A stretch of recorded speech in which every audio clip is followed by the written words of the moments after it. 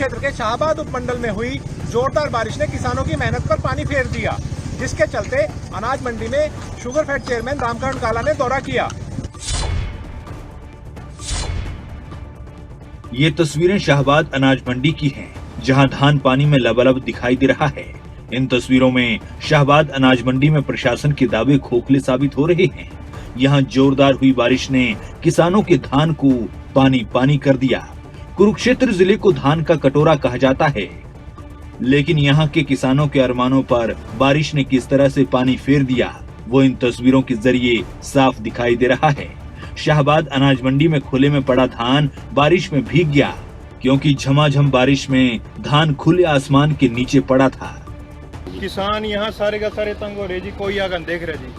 पानी की निकासी बिल्कुल रुक रही है जी, वहीं को वहीं खड़े पानी, लेकिन कोई भी कर्मचारी अब तक देखने के लिए नहीं आया जी। बिल्कुल झूठे हैं जी, इनके अंदर तो सच्चाई ही नहीं है। प्रशासन क्यों चाहे अधिकारी हो जी, कोई पानी देख लो आप कितना खड़े अब तक जी, उतनी को उतनी पानी अपनी जगह खड़े है जी, और इतना नुकसान हो गया जी। बताओ इसकी भरपाई कौन कराएगा जी। बारिश के बाद पैदा हुए इन हालातों की जानकारी मिलने के बाद स्थानीय विधायक और शुगरफेड चेयरमैन रामकरण काला अनाज मंडी पहुंचे और स्थिति का जायजा लिया। इस दौरान उन्होंने किसानों और मंडी प्रशासन से बात की और कहा कि जल्द ही उनकी समस्या का समाधान किया जाएगा। लेकिन सवाल ये उठता है कि इस सब में किसकी लापरवाही है? क्यों मंडी में धान पहुंचने के बाद भी कोई व्यवस्था नहीं की गई, जिसका नुकसान किसानों को झेलना पड़ रहा है। जोरदार बारिश के बाद हुए किसानों के नुकसान की भरपाई कौन करेगा, जिसको लेकर किसानों को डर सता रहा है। साथ ही किसानों ने प्रशासन पर लापरवाही का आरोप लगाते हुए मुआवजे की मांग की है। कैथल में खाकी की छवि को एक बार फिर से दाग लगा है, जहां एक महिला ने सीआईए पुलिस पर घर में घुसकर मारपीट करने और छेड़खानी के आरोप लगाए हैं, जिसके चलते महिला की शिकायत पर सीआईए पुलिस के 11 कर्मचारियों के खिलाफ मामला दर्ज किया गया है। कैथल में खाकी आरोपों के घेरे में नजर आ रही है, क्योंकि सीआईए पुलिस के 11 कर्मचारियों पर महिला के साथ अभद्रता करने का आरोप लगा है, जिसके बाद कोर्ट के आदेशों पर 11 पुलिस कर्मियों के खिलाफ मामला दर्ज कर लिया गया है। दरअसल एक महिला ने सीआईए पुलिस के 11 कर्मचारियों पर घर में घुसकर मारपीट करने, मोबाइल छीनने और छेड़छाड़ करने के आरोप लगाए हैं। महिला के साथ हुई अभद्रता की ये सारी घटना वहां लगे सीसीटीवी कैमरे में भी रिकॉर्ड हो गई, जिसकी तस्वीरें सामने आ रही हैं। सीसीटीवी में महिला के साथ हुई खींचतान साफ देखी जा सकती है। अब इस मामले में कोर्ट के आदेशों पर सिविल लाइन पुलिस ने ASI Mukesh Kumar, head constable Naresh Kumar, head constable Pawan Kumar, head constable Praveen Kumar सहित 7 कर्मचारियों पर केस दर्ज कर लिया है। वो 8 बजे फिर आए, 8 बजे अंधे न गड्डी में से निकल के आया मुकेश। वो मेरे से गाड़ दे के बोला मैं गेट में खड़ी, पकड़ के मेरी बाँह मारी भगा के नरेश ने। आगे मेरी बहू खड़ी थी, कहना पकड़ो इनकी बहू को भी। फिर इतनी सुन के मेरे बेटा आ गया छोटा, फिर मेरा बेटा पकड़ लिया, छोटा बोला पकड़ो इसी को, मार मार के मेरा बेटा पकड़ लिया। फिर मैं उसके पीछे बाजी माँ मेरा फोन दे, उन्हें मेरा फोन नहीं छोड़ा, गली में घसीट कर ले गया। मैंने गली लग फुटेज कमरे में, उस कैमरे में न्यू की न्यू आ रही है। महिला के वकील ने कहा कि पहले इस मामले को हाईकोर्ट में लेकर गए थे, जिसके बाद हाईकोर्ट ने मामले को स्थानीय अदालत में ले जाने का निर्देश दिया। इस महिला ने सभी 11 पुलिस कर्मियों के खिलाफ कैथल अदालत में शिकायत दी, जिसके बाद कोर्ट के आदेशों पर ये कार्रवाई की गई। और 50,000 रुपए कैमरे के सामने इन्होंने इसकी मां से लिए थे, जो एज पर मेरे क्लाइंट ने बताया मेरे को। उसके मुताबिक हम हाई कोर्ट भी गए थे। हाई कोर्ट ने, माननीय हाई कोर्ट ने डायरेक्शन करी थी लोअर कोर्ट में जाने के लिए। तो लोअर कोर्ट में हमने अश्विनी गुप्ता जियों की कोर्ट में हमारी 156(3) की एप्लीकेशन लगी थी, जिसके अंदर कोर्ट ने संज्ञान लेते हुए, अपराध को संगीन मानते हुए एफआईआर दर्ज करने के ऑर्डर किए थे। अब इस मामले में अदालत के आदेश पर 11 कर्मचारियों के खिलाफ मामला दर्ज किया गया है, तो वहीं आरोपियों के खिलाफ मुकदमा दर्ज होने के साथ ही मामले में जांच की जा रही है। अब देखना होगा इस मामले की जांच में क्या कुछ निकलकर सामने आता है। अंबाला में सीएम फ्लाइंग और आरटीए ने बड़ी कार्रवाई की। इस दौरान टीम ने रेड कर 3 अवैध निजी बसों को पकड़ा। पकड़ी गई इन बसों के पास सवारियों को ढोने का परमिट नहीं था।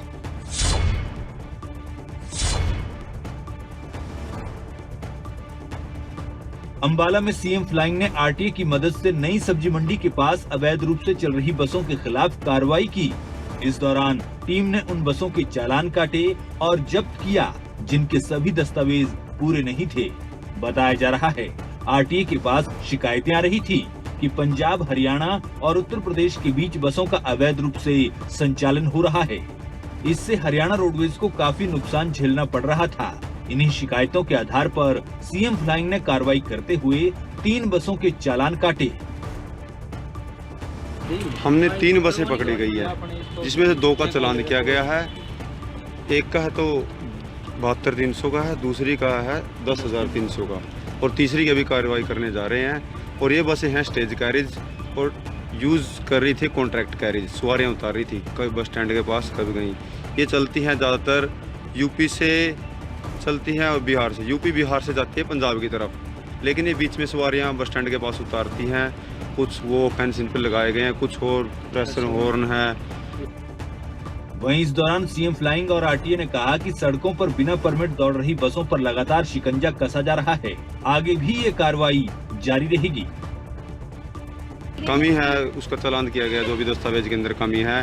तो जो सरकारी नंबर प्लेट है जिसकी सुप्रीम कोर्ट ने हिदायत दी गई है, एचएसआरपी है, वो उसकी भी कमी पाई गई है, उसका भी चालान किया गया है और इनको चालान करके इन्हें थाने में इम्पाउंड किया गया। इस तरह से ये सूचना मिली सीएम स्क्वाड और आरटीए टीम के जो ज्वाइंट ऑपरेशन के तहत इनको बसों का चालान किया गया। अब आरटीए विभाग ने अवैध रूप से चलाई जा रही 3 बसों को इम्पाउंड कर दिया है और आगे की कार्रवाई की जा रही है। इसके साथ ही टीम का कहना है कि अवैध रूप से बस चलाने वालों पर आगे भी ऐसी कार्रवाई होती रहेगी। फतेहाबाद में डेंगू के बाद अब एक और बीमारी ने दस्तक दी है। चिकनगुनिया के केस सामने आने के बाद स्वास्थ्य विभाग अब और भी ज्यादा सतर्क हो गया है और डेंगू से बचाव के लिए बनाए गए नियमों का पालन न करने वालों को नोटिस थमा रहा है।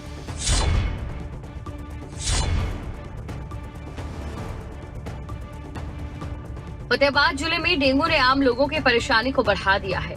पिछले 24 घंटे में 5 डेंगू के केस सामने आए।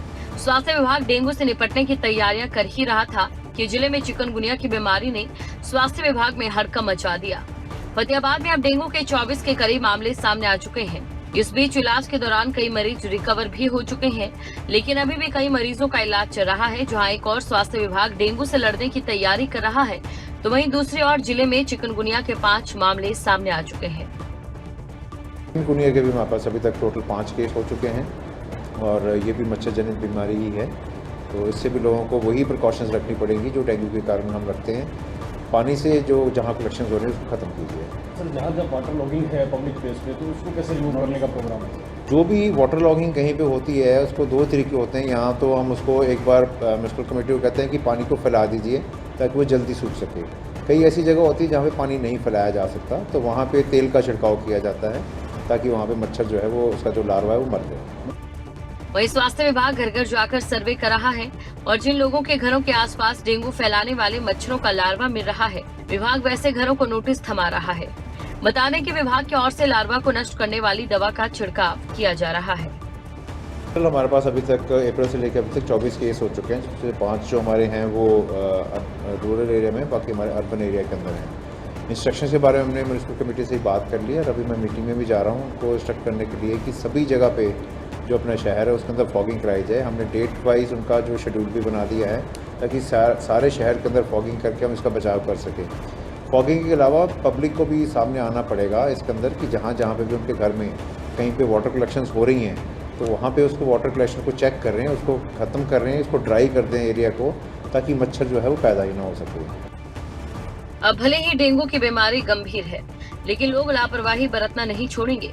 शायद यही वजह है कि स्वास्थ्य विभाग सिर्फ फतेहाबाद जिले में अब तक 2300 लोगों को नोटिस थमा चुका है।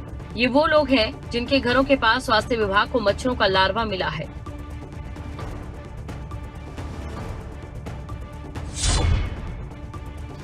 फिलहाल स्वास्थ्य विभाग पूरी कोशिश कर रहा है लोगों को इन बीमारियों से बचाने के लिए। अब देखना होगा कि आगे इन बीमारियों से कैसे निपटा जा सकेगा। कब मामूली कहासुनी किसी की हत्या की वजह बन जाए, कुछ कहा नहीं जा सकता। ऐसे ही 2 मामले हरियाणा से सामने आए हैं।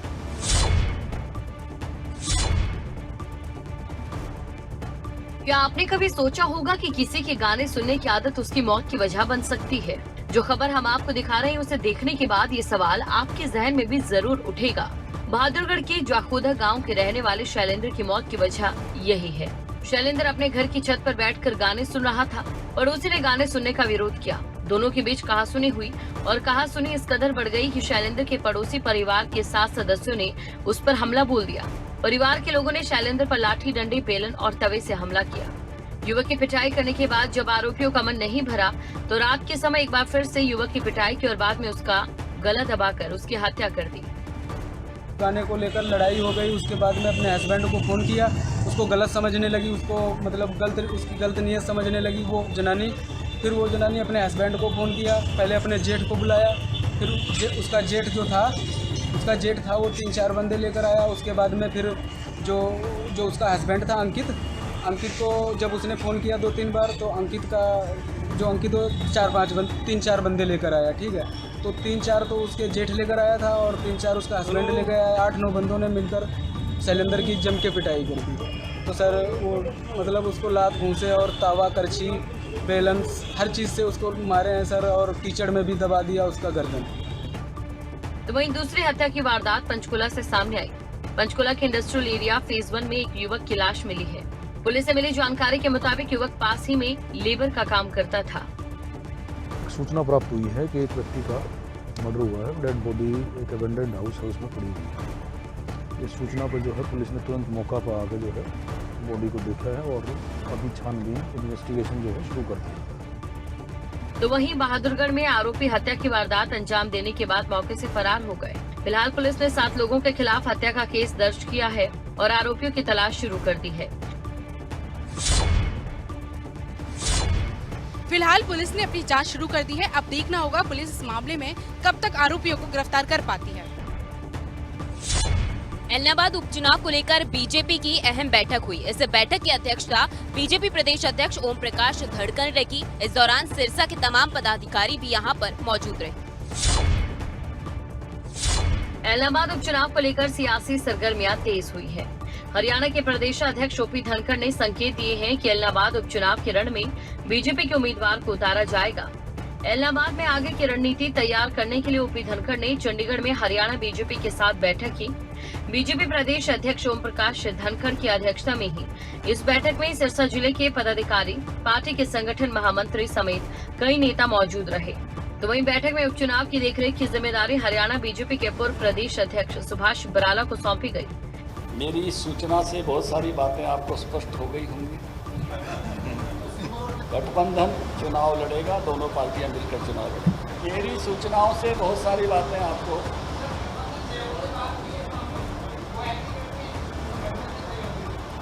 चुनाव गठबंधन लड़ेगा। हरियाणा के डिप्टी स्पीकर रणबीर गंगवा और विधायक कमल गुप्ता उनके सहयोगी होंगे। जहां एक और बैठक में बीजेपी ने कई फैसले लिए हैं, तो वहीं 3 अक्टूबर को चंडीगढ़ में बीजेपी चुनाव समिति की बैठक की जाएगी। बैठक में इलाहाबाद उपचुनाव का उम्मीदवार तय किया जाएगा। 3 तारीख को दोपहर चंडीगढ़ में हरियाणा निवास में भारतीय जनता पार्टी की इलेक्शन कमेटी की मीटिंग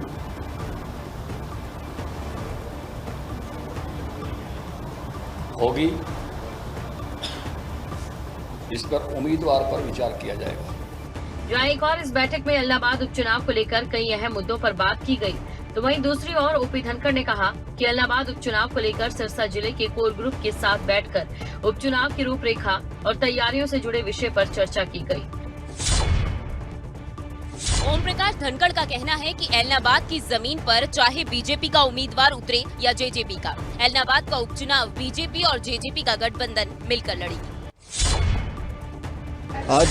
आज पूरा विश्व अंतर्राष्ट्रीय वृद्धा दिवस मनाने जा रहा है, तो इस वक्त हमारे साथ एक आइकॉन जसमेर सिंह संधू, जो फ्लाइंग संधू के नाम से मशहूर हैं, जो जब दौड़ते हैं तो बड़े बड़े हैरान हो जाते हैं। तो उनसे जानेंगे राज क्या है। आज जी अंतर्राष्ट्रीय वृद्धा दिवस है, क्या कहना चाहोगे? जो आपकी एज की है वो हौसले दम तोड़ देते होंगे।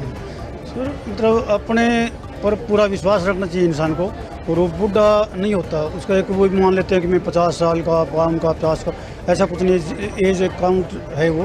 बाकी विल पावर और अपनी सोच के ऊपर इंसान का डिपेंड करता है कि वो क्या कुछ करना चाहता है। आप जिस हिसाब से दौड़ते हो, लोग आपको देखते हैं, नौजवान भी देखते हैं, बुजुर्ग भी, तो कैसी दिनचर्या होनी चाहिए कि इंसान की? आपकी दिनचर्या क्या है? मेरी दिनचर्या ये है कि मैं सुबह 4 बजे उठता हूँ, मतलब सुबह जल्दी उठो और शाम को टाइम पर अपने बेड पर जाओ और खान पान अच्छा रखो। मतलब खान पान के ऊपर काफ़ी कुछ डिपेंड करता है और आपकी सोच, और एक कमांड देकर चलें। मतलब ये ना कि आज मैं कल ऐसा करूँगा और फिर कल मौसम में बदल आ गया, हवा चल गई और आज तो यार मौसम ख़राब है, आज उठ रहे नहीं, ऐसा नहीं होना चाहिए। जो कमांड दे दी उस कमांड को दे के चलो और उसके ऊपर काम करो। खान पान के बारे में क्या राय दोगे? क्योंकि कुछ भी खा लेते हैं लोग, पचते नहीं इस उम्र में, तो क्या खान पान होना चाहिए आपके साथ? जैसा आपका कुछ खान पान मतलब हल्का खाना, मतलब एक तला हुआ नहीं लेना चाहिए, फास्ट फूड नहीं लेना चाहिए, सीजनल वेजिटेबल्स, ग्रीन सलाद, सीजनल फ्रूट्स, ड्राई फ्रूट्स, दूध, दही, लस्सी, ये मतलब खान पान में रखना चाहिए। कोई हल्का व्यायाम बताइए ताकि लोग आराम से कर सके 50+ आके, जैसे रनिंग हो या कुछ और हल्का योग, कुछ ऐसी बताएंगे? रनिंग भी 2-4 किलोमीटर रनिंग कर हर इंसान कर सकता है, उसकी सोच होनी चाहिए। और बाकी बैठकर प्राणायाम कर लें और प्राणायाम से भी उसको काफ़ी कुछ अच्छा रिलीफ मिलेगा।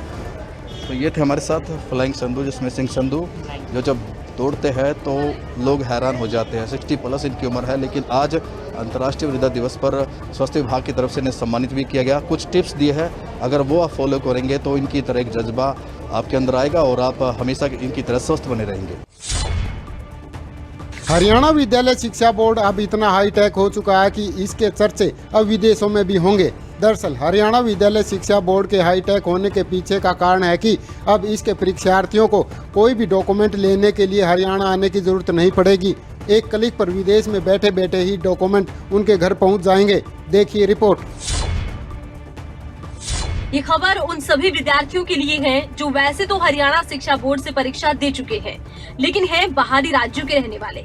बल्कि ये खबर देश में ही नहीं बल्कि विदेश में बसे उन लोगों के लिए भी है जो हरियाणा शिक्षा बोर्ड से परीक्षा दे चुके हैं और जिन्हें डुप्लीकेट मार्कशीट, सर्टिफिकेट के लिए बार बार हरियाणा शिक्षा बोर्ड ऑफिस के चक्कर काटने पड़ते हैं, क्योंकि शिक्षा विभाग ने हरियाणा शिक्षा बोर्ड के पोर्टल पर उन सभी विद्यार्थियों का डाटा अपलोड कर दिया जो हरियाणा से पेपर दे चुके हैं।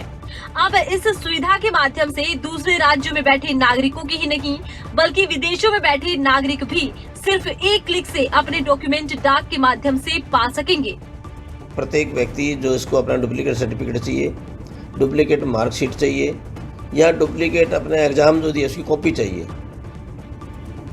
तो वो सब अपने घर बैठे बैठे अप्लाई करके विद्यार्थी ले सकता है। किसी भी विद्यार्थी को बोर्ड में आने की आवश्यकता नहीं है, यहाँ भीड़ करने की आवश्यकता नहीं है। कोरोना की परिस्थिति को ध्यान में करते हुए विद्यार्थियों की स्कूल की सुविधा के लिए हमने काम किया, तो परमानेंट हो गया। कोई भी विद्यार्थी विदेश में बैठा हुआ भी हमारे बोर्ड की साइट पर जा करके सेल्फ पोर्टल पर अपना फॉर्म भरेगा, जो एड्रेस हमें देगा हम उसको भेजेंगे। लेकिन हरियाणा जो स्थित है उसको अपनी फैमिली आईडी देनी पड़ेगी। दूसरे स्टेट का है तो उसको फैमिली आईडी क्यों वहाँ पर बनी नहीं हुई है, उसकी आवश्यकता नहीं है। समय के साथ और लोगों की जरूरत के मुताबिक हरियाणा विद्यालय शिक्षा बोर्ड हाईटेक हो गया है।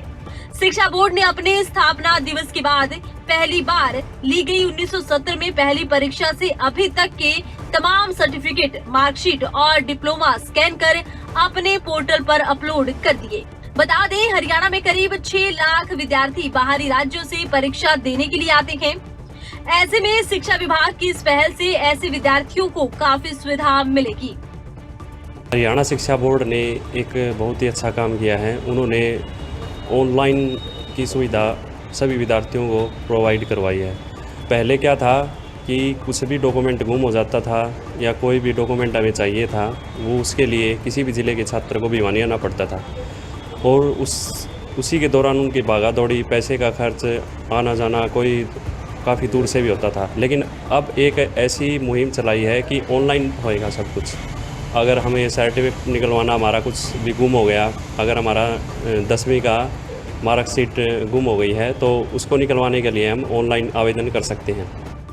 हरियाणा शिक्षा विभाग की ये पहल वाकई में सराहनीय है। शिक्षा विभाग की इस पहल से जहां अब लोगों के पैसों की बचत होगी तो वहीं बाकी के राज्य भी इस पहल से प्रेरित होंगे। तो वहीं हरियाणा शिक्षा विभाग और सरकार की हर ओर सराहना हो रही है। निश्चित तौर पर बदलते समय और सिस्टम के साथ लोगों की डिमांड पर शिक्षा बोर्ड के हाईटेक होने से लाखों लोगों की भागदौड़ के साथ समय और पैसा दोनों बचेंगे। इसीलिए शिक्षा बोर्ड प्रशासन इसके लिए बधाई का पात्र है और इसीलिए शिक्षा बोर्ड प्रशासन की चौतरफा प्रशंसा हो रही है। उपचुनाव की तैयारियों को अंतिम रूप देने के लिए प्रशासन और सभी राजनीतिक पार्टियां जुट गई हैं, जिसको लेकर हरियाणा चुनाव आयोग ने सभी राजनीतिक पार्टियों को नई गाइडलाइंस की जानकारी दी। हरियाणा में एलनाबाद सीट पर उपचुनाव होने वाला है। ऐसे में तमाम पार्टियां चुनाव की तैयारियों को अंतिम रूप देने में जुटी हुई हैं। वहीं प्रशासन और राज्य चुनाव आयोग भी अपने स्तर पर तैयारियों में जुट चुका है। इसी कड़ी में हरियाणा के मुख्य निर्वाचन आयुक्त अनुराग अग्रवाल ने विभिन्न राजनीतिक दलों के प्रतिनिधियों के साथ अहम बैठक की। बैठक के जरिए तमाम पार्टियों को बताया गया कि चुनाव को लेकर इस बार नियमों में कई तरह के बदलाव किए गए हैं। इन बदलाव की अगर बात करें तो चुनाव प्रचार इस बार 48 घंटे के बजाय 72 घंटे पहले ही थम जाएगा। हालांकि डोर टू डोर प्रचार के लिए 2 दिन मिलेंगे। इसके अलावा प्रत्याशी अपने साथ भीड़ लेकर चल नहीं पाएंगे। मतदान केंद्र पर ड्यूटी पर रहने वाले नेताओं वर्करों का वैक्सीनेटेड होना जरूरी होगा। इनके अलावा चुनावी ड्यूटी पर रहने वाले स्टाफ के लिए भी यह नियम लागू होगा। चुनाव को लेकर होने वाली राजनीतिक बैठकों के लिए भी गाइडलाइंस जारी की गई हैं। अगर ये बैठकें इंडोर में होती हैं, तो इसकी क्षमता के 30% या अधिकतम 200 लोगों को ही जुटने की अनुमति दी गई है। ओपन ग्राउंड में 50% या अधिकतम 500 लोगों के जुटने की इजाजत दी गई है। साथ ही चुनावी रैलियों को लेकर प्रशासन की तरफ से की जाने वाली बैरिकेडिंग का खर्चा उम्मीदवार या पार्टी को ही वहन करना होगा। उपचुनाव के दौरान रोड शो, मोटरसाइकिल, साइकिल या कार रैली की अनुमति नहीं दी गई है। नुक्कड़ सभाओं में अधिकतम 50 लोगों के इकट्ठा होने की ही अनुमति रहेगी। चुनाव आयोग ने स्टार प्रचारकों की संख्या भी इस बार घटा दी है। इस बार अधिकतम 20 ही स्टार प्रचारक पार्टियां बना सकेंगी। गैर मान्यता प्राप्त दलों के लिए स्टार प्रचारकों की संख्या 10 तय की गई है।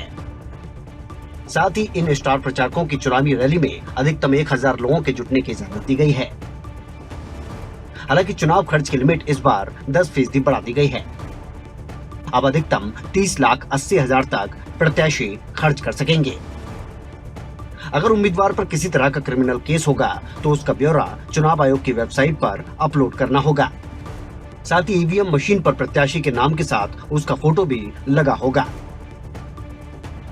वहीं सिरसा पुलिस की तरफ से भी तैयारियां पूरी की जा रही हैं। बॉर्डर पर नाकेबंदी कड़ी रहेगी। बिल्कुल सजग हैं, सतर्क हैं हम लोग। सारे एसएचओस की मीटिंग हो चुकी है, सारे डीएसपीस की मीटिंग हो चुकी है जो एलनाबाद क्षेत्र के हैं। शीघ्र ही हम लोग राजस्थान के साथ भी मीटिंग करेंगे और अभी एसएचओ लेवल पे डीएसपी से मेरी स्वयं हनुमानगढ़ एसपी से भी बात हो रही है ताकि इंटरस्टेट कोई इशू ना आए। तो एक बार जैसे असेसमेंट हो जाता है उस हिसाब से हम अपना फोर्स डिप्लॉयमेंट प्रोग्राम बनाएंगे। कोरोना काल के दौरान ये उपचुनाव हो रहा है, जिसके चलते तमाम गाइडलाइंस बनाई गई हैं, जिनका पालन सभी राजनीतिक पार्टियों और प्रत्याशियों को करना होगा।